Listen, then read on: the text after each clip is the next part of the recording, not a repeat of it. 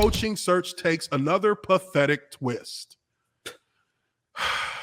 In true Jaguars fashion, the team apparently fumbled an opportunity to interview a candidate for its head coach opening following the firing of Urban Meyer. According to multiple reports, Jacksonville wants to interview Rams offensive coordinator Kevin O'Connell in person, but they can't do it until after the Super Bowl on February 13th. The Jaguars did not include O'Connell on their list of candidates during the initial interview period, therefore delaying an opportunity to meet with him currently. And O'Connell is apparently a big fan of Jaguars quarterback Trevor Lawrence, yada, yada there. They already, we talked about this stuff here with Doug Peterson and Rich Bisaccia. So y'all are missing out on this opportunity because of like a fucking paperwork mistake? Yeah, that's why I'm saying, man, it's dysfunction. That's why I'm saying them interviewing Doug Peterson is simply because they got caught with their pants down. That's the only reason he came back. And now if they end up hiring him, it's going to be even funnier because they wanted this guy in before Peterson, but they can't interview him because they didn't get him in that 2-week window. Also, they didn't even have him. They didn't even have him on their list of candidates. So we're seeing people who are now being requested to be brought in who they never even like thought about these people.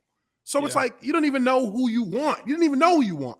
Right. And the funny thing about O'Connell is they let this out at a terrible time. They should have waited until he lost to put out that they wanted to interview him. Now it comes out the day of the championship game that they want to interview him, and then he wins, and now we're just sitting here. Oh, we're gonna go look at Rich then. Send us that interim guy, the interim coach. Who do you guys think leaked that at that certain time? Balky.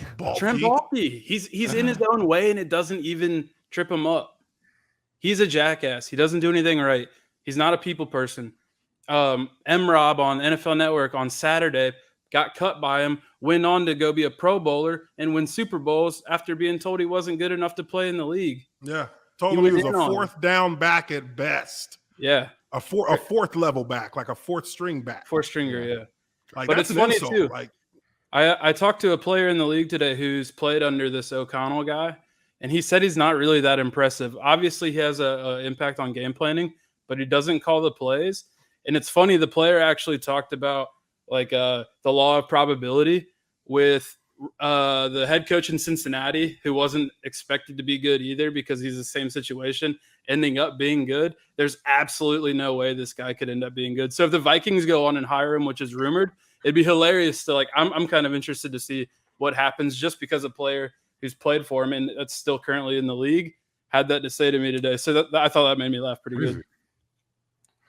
I mean, he doesn't have a good reputation. He just, I'm sorry, not O'Connell. I'm talking about Balky. Balky doesn't have a good reputation. So he's going to do everything he can to preserve his own well-being. For sure. He's going to put out news at odd times. Mm-hmm. He's going to, push back against hires.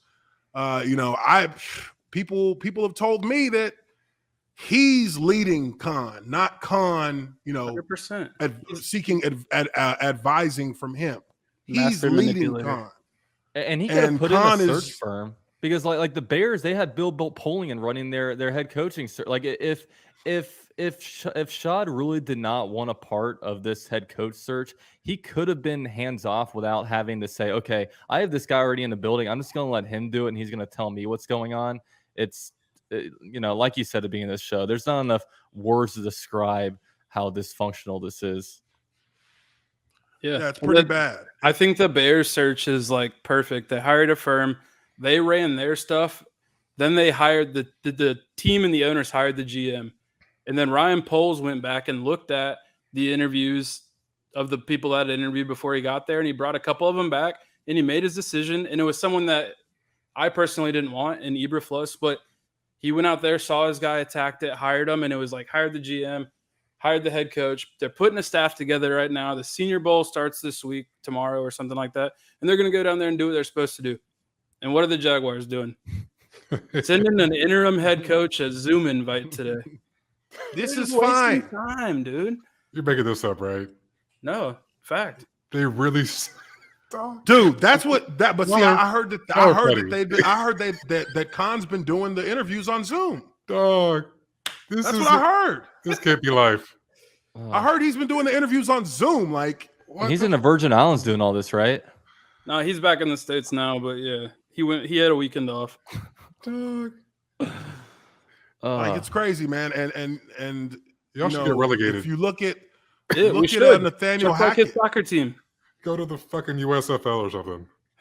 Look at Nathaniel Hackett. Nathaniel Hackett was in Denver. The Jaguars wanted a second interview.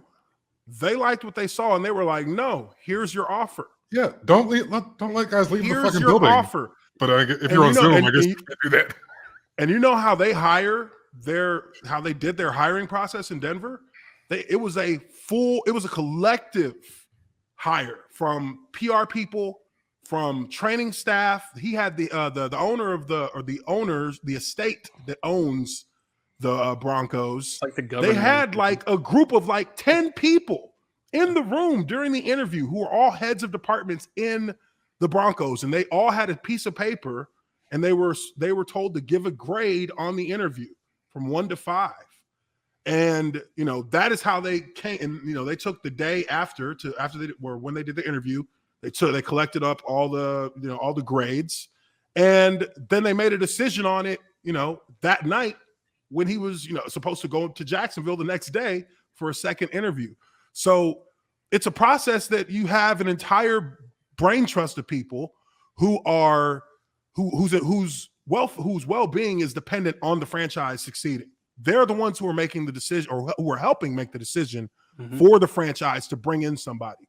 The Jaguars, their situation, because you have an absentee owner, essentially, the GM, who has largely been a part of the collapse of everything that's going on here, is responsible for making the hire. He's the one who has more leverage than anybody in this situation, but he's also the biggest problem of the entire franchise. He is the problem. So when he leaks out this statement or this quote to Adam Schefter talking about, if I'm the problem, I'll step aside, it's just fluff, because the dude literally, in an interview with multiple coaches, and one of them, and I won't even say that Byron, if you're going to rank these guys, I wouldn't say Byron is like the number one ranked candidate at the very beginning, because you had Jim Caldwell, who I think is another guy who would be an excellent hire because of his credentials as a head coach who's turned around franchises that have struggled. And he's proven that he's been successful in each of those ventures that he's had, both with the Colts and with the Lions. He has the pedigree to bring them back. But he's not coming here with Trent Baalke. So, while you can't necessarily have guys who have the kind of pedigree because they understand the league of the culture of the league, and they understand that a guy like him is not somebody you want behind you because he will stab you with a knife. 100%. They want to have control over personnel, or they want to be able to bring in their own guy. And Byron Leftwich wants to bring in a guy like Adrian Wilson. And I mean, these are two guys who are groomed at this point to be ready to take on these positions. And of course, from what I've been told, Baalke tried to downplay the excitement that Byron Leftwich actually created in the interview. Fact. So that is, to me, he's shown who he is. Get him the fuck out. Like, we don't need him in Jacksonville. We don't need anybody who was a part of the decision-making process that led to Urban Meyer being the head coach and taking this franchise through the mud like they did this year. They need to be gone. You need to reset the franchise. Is there anybody like that Shad Khan trusts that can get into his head and try to like mold his thoughts about anything, especially how bad Trent Baalke is? Or is like the only guy in the world that he trusts when it comes to football operations is Trent Baalke? I have no idea. I mean, if you like listen to the rumors, he's not even listening to his son, who is a very smart individual who has done very successful things. Some people know, some people don't know. When he first did anything in the league, Tony Khan was in charge of helping with late round draft grades and undrafted free agents. Look at some of the best players that have been on the Jaguars recently. Yeah.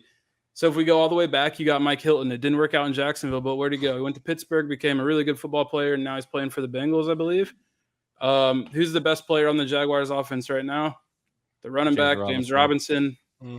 A couple years ago, maybe Gus Bradley's first year, Number 1 receiver was Allen Robinson. Number 2 receiver was undrafted free agent Allen Hurns. These are all guys that Tony Khan literally pushed into the organization. And when you have UDFAs making plays from someone who's you win. He's literally, if you got guys, you win. That's huge. You're paying them nothing, and they're balling. James Robinson's making $500,000. Yes, with 1,000 yards rushing. And if you got a guy who's smart enough to figure that out by crunching numbers, and you're not listening to him when it comes to completely resetting an organization and hiring a head coach and a GM, a reset that the Jaguars haven't done since Shad Khan hired Gus Bradley and Dave Caldwell. Mike Mularkey. well, he hired Mularkey, but when he got rid of both of those guys were 1-year carryovers. You know what I mean? Then they did their whole search. They hired Gus Bradley, and Dave Caldwell, and since then they've never fired the general manager and the head coach in the same year. Yeah, and that's what we were so excited about last year. Is we're like, okay, brand new head coach, brand new GM, Trevor Lawrence coming in. We have like 5 picks in the first 65 selections, and then you hire Urban Meyer, and then you keep Trent Baalke. So it's like, okay, well, I guess we're not completely cleaning house. Right. He was just carrying over some of the trash that we had.